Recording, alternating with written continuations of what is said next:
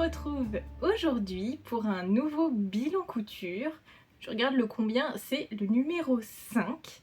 Parce que je compte pas du coup la vidéo que je vous ai faite couture et broderie au mois d'août qui était plus sous forme d'un podcast. C'est un peu un hors-série on va dire. Donc là, le bilan couture numéro 5. Donc je vais vous présenter tout ce que j'ai cousu. Je crois que c'est tout au mois de septembre. Et là, tout début octobre. Voilà. Avant de commencer, oui, alors le décor va évoluer enfin. Alors là, il a un petit peu évolué, il n'y a plus les cartons dans ce coin-ci. Là, j'ai un petit peu changé la disposition des choses. Bon, pour l'instant, je garde les petits papillons qui sont ici. Là, j'ai accroché un cadre qu'on voit absolument pas et je trouve ça dommage. Je vais aller vous le chercher quand même parce que il est super sympa et je sais pas, je trouvais qu'il allait hyper bien dans mon décor. Je vais vous chercher ça et je vous en parle 30 secondes. Donc ça, je l'ai trouvé dans la boutique d'une copine qui est brocanteuse. J'ai beaucoup aimé cette gravure. Alors, est-ce que ça ira bien dans mon futur décor que je vais organiser ici parce que je sais enfin ce que je vais faire. Sachant que je suis pas très calée en déco et tout ça, souvent je prends pas le temps de le faire. Vous voyez un peu à quoi ressemble l'atelier à l'heure actuelle. J'ai pas du tout pris le temps de faire une partie décoration pure, voilà, ou un vrai aménagement en tout cas. et donc du coup, j'adore, c'est super joli, voilà, tout simplement. Et je vous mettrai le lien de son Instagram en barre d'infos si jamais ça vous intéresse, des petites trouvailles de brocante comme ça. Elle a très bon goût, donc n'hésitez pas à aller voir. Elle a un très joli compte Instagram et elle fait des ventes en fait régulièrement via ce compte-ci.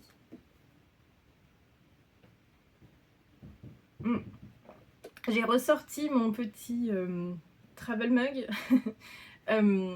Voilà, parce que c'était l'heure du café, dites donc. C'était l'heure du café de l'après-midi. Donc du coup, aujourd'hui, pour vous dire, j'ai pris un café à l'amande. C'est mon préféré. Oui, parce que je bois beaucoup de café aromatisé. Moi, c'est mon truc. Tout ce qui est au caramel, à la vanille, à la noisette, toutes ces choses-là. Je trouve que ça donne un côté gourmand, en fait, à la boisson et c'est très agréable. Alors, passons aux choses sérieuses tout de même. Du coup, là, donc, je vais vous reparler brièvement, du coup, de ce que je vous ai présenté dans la précédente vidéo. Je sais plus comment je l'ai appelé, mais c'était sur ma tenue de sport. Donc, avec le top, le crop top Roxana et le short Lion. Donc voilà, je me suis amusée à composer une tenue de sport, mais bon, qui peut très bien être utilisée à la maison quand il fait chaud aussi, ou en pyjama, tout ce qu'on veut, même à la plage ou au quotidien. Et donc oui, je vais passer assez rapidement dessus, puisque de toute façon, vous avez toutes les infos dans la vidéo précédente. Donc je vais quand même vous les présenter parce que ça fait partie de ce que j'ai cousu récemment. Mais voilà, ce sera rapide. Donc, tout d'abord, le top Roxana.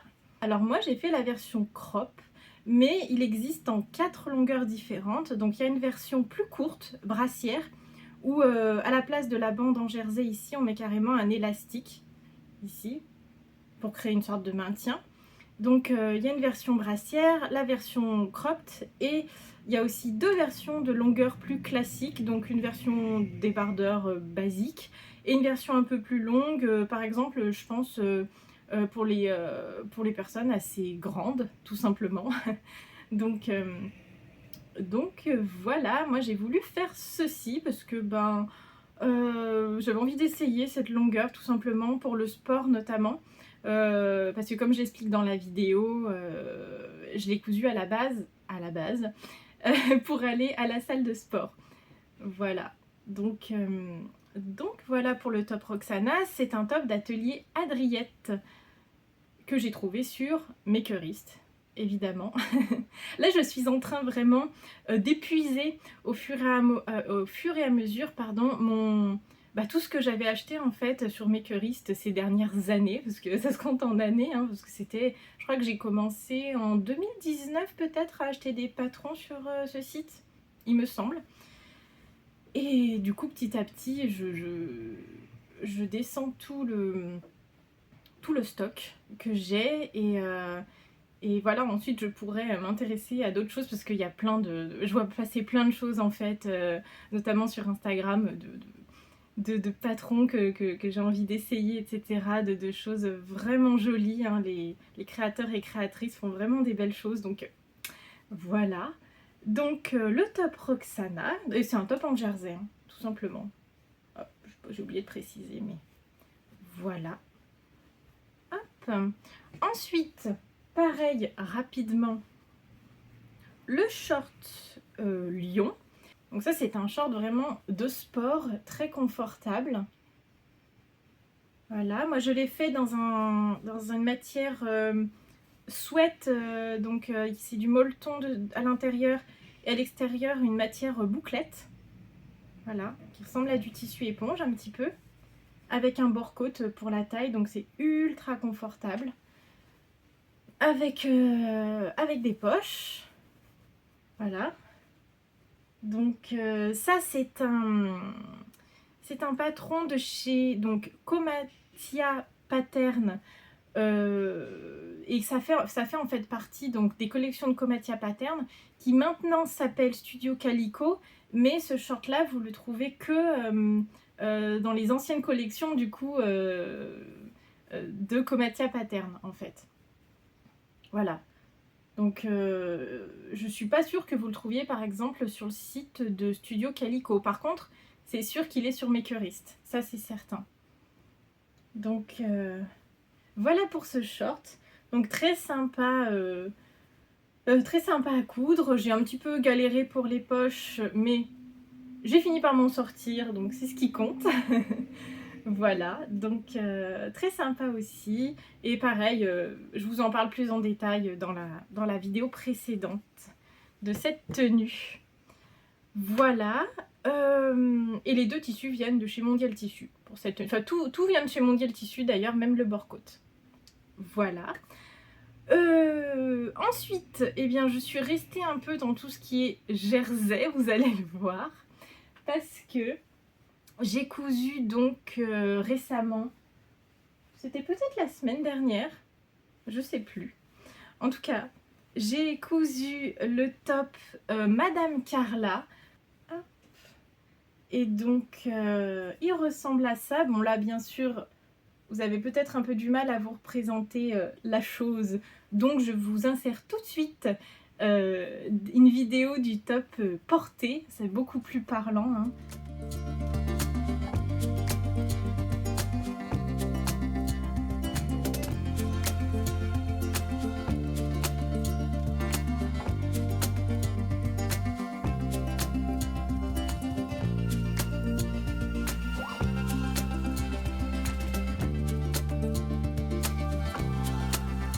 Donc ça c'est le top Madame Carla de chez Studio Schnittreif dans un tissu, donc c'est du jersey avec 8% d'élastane qui vient de chez Made in Tissu. Alors je sais pas s'ils l'ont encore parce que je l'ai acheté en 2021.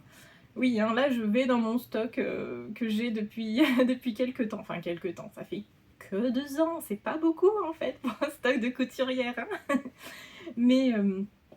Mais donc j'avais beaucoup aimé ce motif, sachant que voilà, je l'ai déjà dit dans la vidéo précédente, mais j'adore les motifs marinières et notamment aussi ce genre de... Enfin, je trouve que ça, là pour le coup, pour moi c'est vraiment le modèle de marinière basique, même si des fois on les trouve plus peut-être avec des manches longues, mais parce que là du coup ce sont des manches 3/4 comme vous avez pu voir dans la vidéo. Voilà, donc il a un design un peu original, c'est-à-dire que les manches sont resserrées. Je sais pas si on peut dire que ça fait des manches un peu chauve-souris, mais c'est plutôt qu'en fait le buste est large Mais les manches sont resserrées, donc voilà, moi j'aimais bien le design en fait, je trouvais que ça changeait un peu. Et surtout, ce que j'aime avec ce haut, c'est qu'il est très passe-partout, très confortable. Vous voyez, pour des journées où je viens à l'atelier avancer mes coutures, etc., mon travail, bah en fait c'est parfait parce que moi j'aime bien être dans des tenues à la fois sympas mais aussi confortables, c'est important pour moi. Donc du coup ça je trouve que c'est vraiment, vous savez, c'est facile à associer avec un jean, avec un pantalon noir aussi, même avec des bottes, ça pourrait être sympa, je pense.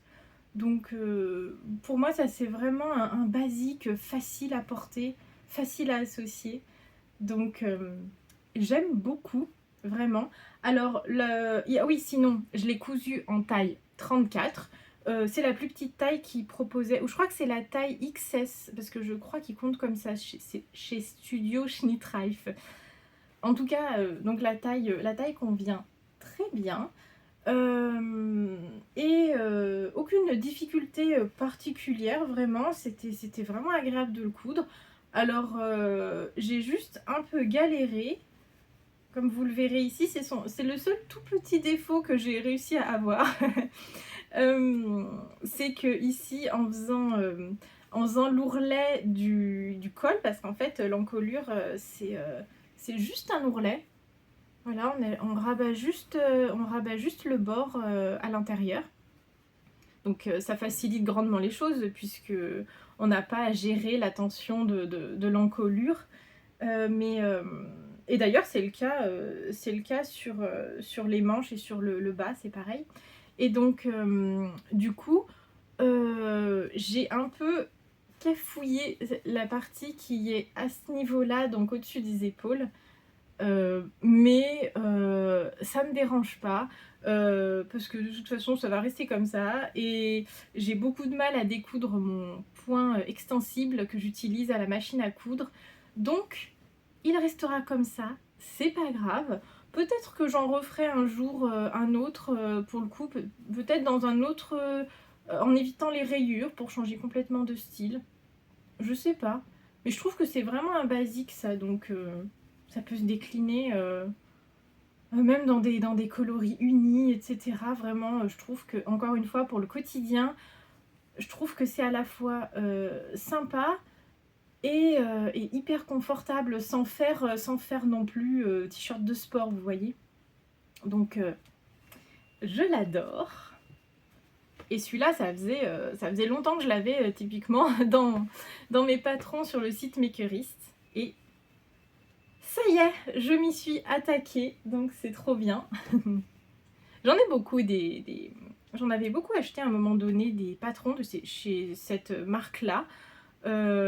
Sûrement parce que je trouve qu'ils ont plein de basiques sympas et des choses justement accessibles aux débutants. Ils sont pas trop durs à coudre. Hop, trop bon. Et oui, je trouve que pour démarrer, c'est pas mal parce qu'on a rapidement des vêtements qu'on peut porter au quotidien, en fait, qui sont faciles à associer dans des coupes pas trop extravagantes, farfelues, voilà. Donc je trouve que c'est sympa. Et puis j'ai toujours, enfin pour l'instant, je crois que c'est le troisième ou quatrième patron que je couds de chez eux.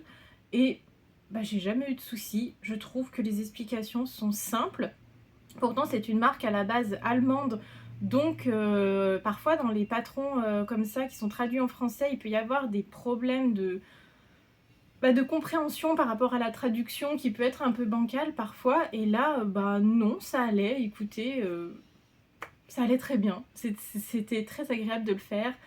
J'ai envie d'en faire d'autres. Alors ça se compte en années, hein, parce que j'ai aussi surtout envie de tester plein de patrons différents, parce qu'en même temps, je me constitue aussi une nouvelle garde-robe, parce que j'avais encore des vêtements, des fois j'ai des vêtements qui ont 15 ans, 20 ans, pour vous dire, il y a des vêtements que j'ai encore, je les avais déjà au lycée, voilà, sachant que j'ai 34 ans, je vous laisse faire le calcul. Voilà, ça fait longtemps que je les ai, il y en a qui sont usés, il y en a qui sont plus à mon goût. En tout cas, je crois que je vous ai tout dit sur ce haut-ci. Ensuite, alors quelque chose d'un peu plus complexe. C'est sûr que j'ai passé un peu plus de temps à le coudre, celui-ci, même si c'est pas très très difficile. Hop, c'est le haut, donc c'est le top Léon Fay de chez Comme une fleur. Pareil, comme le top précédent, je vous le montre porté.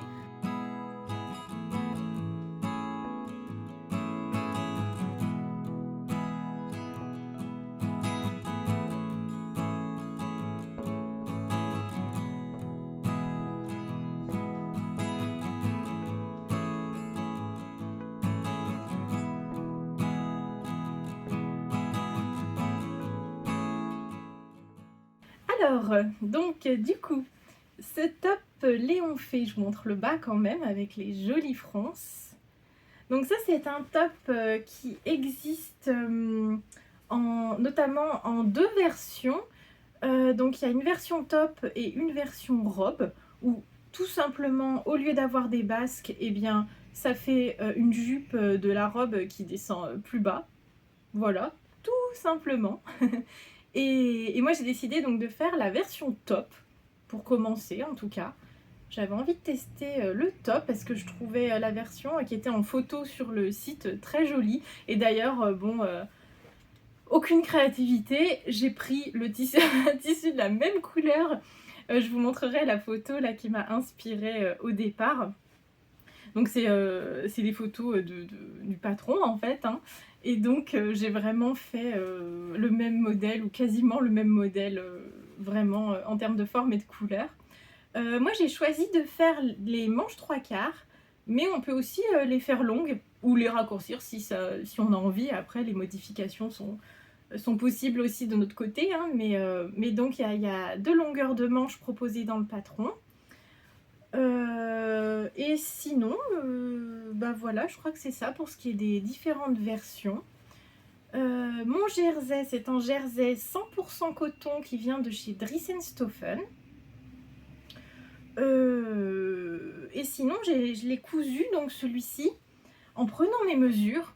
Bah, c'est la première fois que ça arrive, mais je l'ai cousu en taille 32. Parce qu'en fait, je voulais qu'il soit près du corps. Je voulais pas de... Moi, je trouve que les hauts en jersey, en tout cas sur ma morphologie, c'est beaucoup plus joli quand c'est vraiment plaqué. Enfin voilà, par exemple, quand les manches épousent bien la forme des bras, par exemple, je trouve ça plus joli. Et pareil, j'aime bien quand ça marque la taille. Alors, c'est absolument pas le cas du haut précédent, mais justement, c'est aussi pour ça que je trouvais sympa, parce que ça changeait un peu de style. Mais donc, celui-ci, je le voulais vraiment près du corps. Et c'est vrai que voilà, en regardant dans le tableau des mesures, à part pour les hanches, parce que j'ai une silhouette en A, et je correspondais à la taille 32 en fait. Et je me suis dit, on va tester. Voilà, c'est la plus petite taille qui est proposée dans le patron. Je me suis dit que j'allais tester parce que vraiment, je voulais pas que ce soit trop lâche. Donc, je l'ai fait en 32 et c'est nickel. Heureusement que j'ai pas fait le 34 pour le coup. Donc voilà, j'ai beaucoup aimé aussi le détail de la bande comme ça de ceinture sur le devant qui monte un peu. Je sais pas si on verra, mais ça fait un arrondi comme ça. Je pense qu'on verra surtout plus dans la vidéo que je vous ai mise juste avant. Mais je trouvais que c'était un détail super sympa. Alors ça facilite pas la couture, hein, parce que du coup, au lieu de coudre droit, on est obligé de coudre en arc de cercle comme ça, enfin vous avez compris ce que je voulais dire. Et du coup j'ai trouvé ça super sympa. Et donc aussi les fronces, ça j'adore. Moi j'aime beaucoup les robes patineuses par exemple, donc c'est vraiment quelque chose, quand la taille est marquée et qu'ensuite il y a des fronces, je trouve ça super joli. Donc du coup les fronces, donc elles font tout le tour. Vous voyez que là la ceinture continue mais du coup ne monte pas derrière. Là elle est toute simple, c'est juste une bande. Et donc les fronces tout autour, et ça faisait longtemps que j'avais pas fait de fronces. Au début j'avais pas envie quand j'étais à cette étape du patron en fait, enfin de la couture pardon. J'avais pas envie de faire les fronces parce il faut mettre les fils, tirer, répartir et tout ça. Au final, ça s'est très bien passé. C'était la première fois que je faisais des fronces sur du jersey parce que je crois que je l'avais fait 1 ou 2 fois, mais sur du coton en fait, sur de la cretonne et sur de la broderie anglaise, je me souviens. Donc rien à voir en termes de tissu. Mais et ben, écoutez, faire des fronces sur du jersey, c'est pas plus compliqué que de faire des fronces sur des cretonnes ou des poplins en fait. Donc c'était assez rapide finalement. Ouais, voilà, en voyant que l'étape des fronces arrivait, j'avais pas envie. Et finalement, ça s'est très très bien passé. Donc je suis même contente de ma répartition de fronces. Parce que les premières fois que j'en avais fait, c'était pas forcément bien réparti, j'avais un peu fait n'importe quoi. Mais là, pour le coup, sur ce aussi, je suis contente. Je trouve que ça rend vraiment bien, que c'est bien réparti, donc que demande le peuple? Il y a une chose que j'ai faite aussi pour la première fois dans ce haut, c'est un col en V. Donc c'était vraiment la première fois que je faisais ça. Alors c'est une petite difficulté supplémentaire parce il faut être assez minutieux pour faire ça. D'ailleurs je ne l'ai pas hyper bien réussi, voilà, il n'est pas parfait. C'est très bien expliqué dans le patron. Franchement, là, j'ai eu aucun problème. Le patron est vraiment super. En tout cas, moi, ça a donné ça. Alors, on n'est pas censé avoir un espèce de trou ici.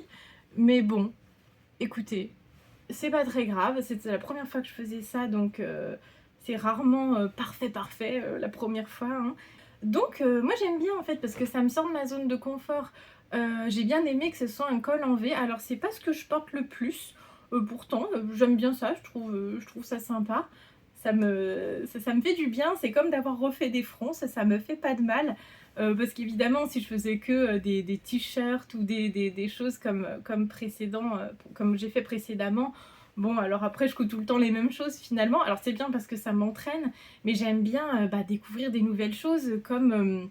oui, sur la robe en vie, j'avais jamais cousu de zip sur une robe, j'avais jamais cousu de biais de propreté, de biais invisibles derrière. Enfin, j'adore apprendre et découvrir des nouvelles techniques. C'est aussi pour ça que je fais tous ces projets couture en fait, hein. C'est parce que ça me plaît de voir toutes les possibilités, tout ça. Moi, c'est ce que j'adore dans la couture, dans la création globale.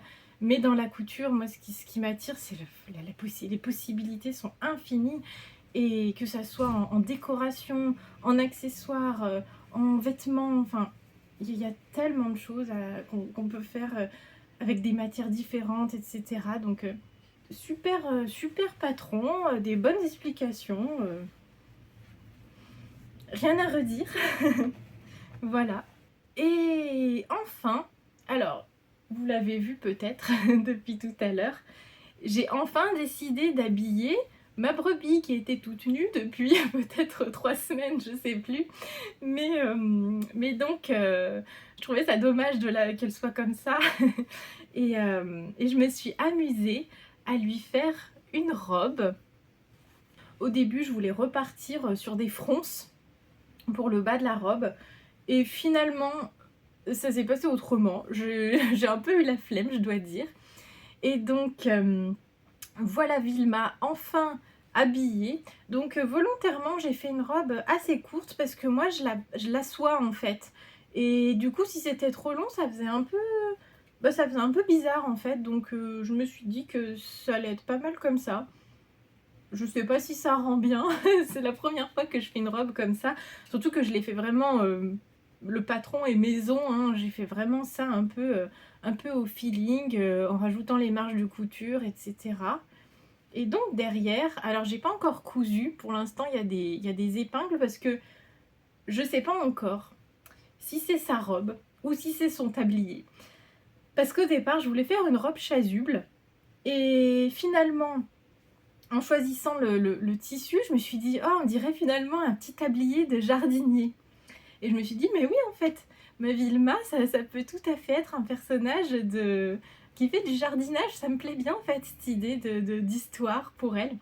Et donc derrière c'est comme ça, donc ça fait vraiment, quand vous regardez comme ça fait vraiment dos de tablier, hein, voilà. C'est même pas une robe chasuble parce que sinon cette pauvre Vilma, elle a un peu le derrière exposé, hein. Et du coup, hop, donc voilà. Et donc pourquoi j'ai pas encore cousu? C'est parce que je me dis finalement, est-ce que je laisse comme ça, sachant que c'est un peu bizarre parce que ça fait vraiment plus tablier que robe, ou est-ce que je lui rajoute une tenue par-dessous et ensuite je mets le tablier? Donc je vais voir, est-ce que je prends le temps de faire ça, enfin dans les jours qui viennent ou dans les semaines qui viennent? Je ne sais pas encore. Mais c'est vrai que du coup j'hésite un peu. Alors pour l'instant elle est comme ça, c'est déjà mieux que, que juste précédemment quand elle était encore toute nue, la Vilma. Mais, mais donc, en tout cas oui j'ai trop rembourré les bras, du coup elle est comme ça, ça me fait rire. Mais je la trouve tellement adorable cette brebis. Ah je l'aime trop. Pour rappel, donc Vilma c'est un patron gratuit de chez Rose et Balles de Laine, donc juste la poupée, hein, je crois pas qu'il y ait les vêtements avec. Donc je vous mettrai le lien de son blog où vous pouvez trouver ce patron hyper sympa. Donc voilà, j'ai trop envie de refaire d'autres bestioles comme ça, j'adore. Voilà, j'ai hâte de refaire ça, vraiment. Je m'amuse autant que quand je fais des habits, en fait. Je trouve ça trop chou de faire naître des petits animaux comme ça, sous la machine à coudre. Mais donc voilà, donc qu'est-ce que vous en pensez vous? Est-ce que, dites-moi, est-ce que je lui laisse son tablier, ou bon, qui est plus un tablier qu'une robe chasuble, ou alors je lui fais une petite tenue pour aller en dessous, bah je sais pas, oui sûrement une robe, je pense que ça pourrait être joli. Je vous ai pas parlé du tissu. Donc le tissu, alors à la base, je voulais lui prendre une cretonne ou une popeline que j'avais utilisée déjà pour me faire des habits en fait précédemment. Je voulais prendre en fait dans mes chutes. Parce que ça me faisait trop rire qu'on ait une robe assortie par exemple. Et finalement, eh ben, j'ai pas pris dans mes chutes, j'ai pris dans ce tissu qui vient de chez tissu.net que j'avais eu l'année dernière pendant les soldes d'été. Voilà, je vous avais fait un haul d'ailleurs à l'époque, je vous mettrai ça dans le petit i. J'avais fait un haul de tout ce que j'avais pris chez tissu.net. Et donc j'ai commencé à utiliser ce stock-ci.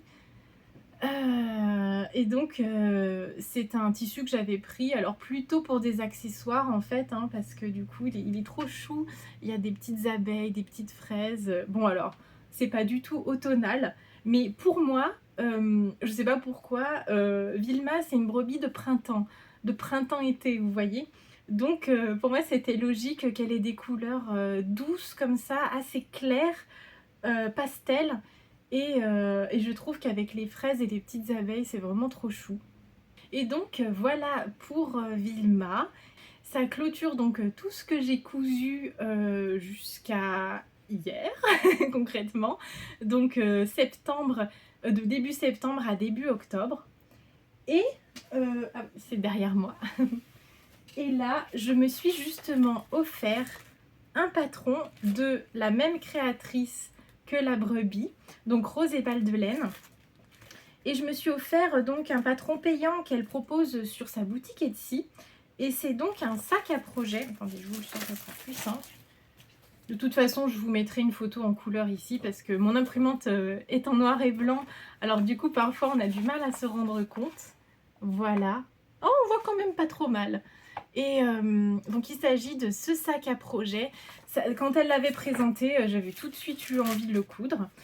Et ça pour le coup, donc c'est pas pour les broderies comme mon dernier sac à projet, ça va être pour mettre mes projets de crochet. Parce que oui, ça fait longtemps que je vous ai pas parlé de crochet parce qu'en ce moment je n'en fais pas tout simplement. Mais l'année dernière, je m'étais mise à faire du crochet. J'avais beaucoup aimé ça d'ailleurs, c'est juste que je ne prends pas le temps de faire des nouvelles choses. Pourtant, j'ai des kits qui m'attendent. Et donc, je me suis dit que voilà, c'était l'occasion de me faire un sac à projet pour le crochet. Donc, elle le propose comme un petit sac pour mettre les projets tricot, plutôt chaussettes, mitaines, donc il ne demande pas 50 pelotes, hein, parce que il va faire environ 28 par 28, voilà, en centimètres. Donc c'est un petit sac à projet, mais je me suis dit que ça serait parfait pour les petites pelotes de crochet, parce que moi j'aime bien faire des amigurumi en fait. Enfin j'aime bien, j'en ai jamais fait, mais c'est ce que j'aimerais faire, pardon. C'est ce qui m'attire en fait en crochet, c'est les amigurumi. Donc du coup, j'ai pris donc ce petit sac à projet qui me faisait de l'œil depuis quelques temps.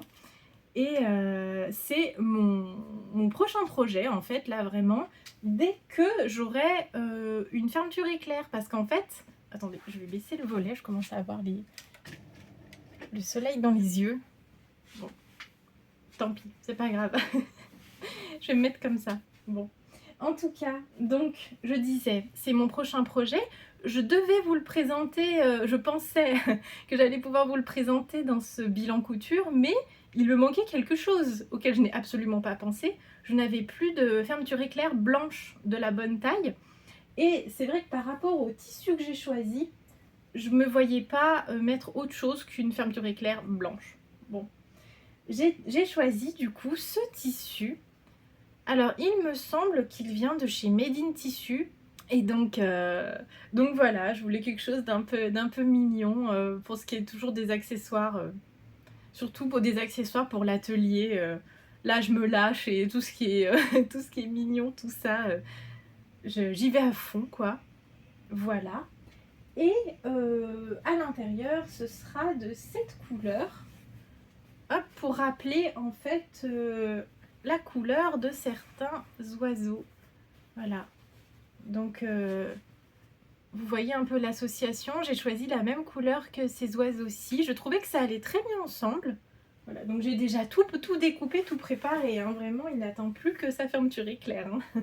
Et aussi, je vais vous chercher le tissu de mon prochain projet couture vêtements, pour le coup. Donc, c'est ceci. Donc, vous devinez peut-être ce que je vais faire dedans, parce que ça n'est pas... il n'y a rien de farfelu, donc c'est un molleton, c'est du sweat sweat, tout simplement, voilà. Et donc pour le coup, ça donc, ça va être, je vous spoil un peu, ça va être pour faire le sweat Isée de chez l'usine à bulles. Donc voilà pour mes projets qui arrivent là très très vite, en fait mes projets du mois d'octobre, puisque là on est le 6 octobre.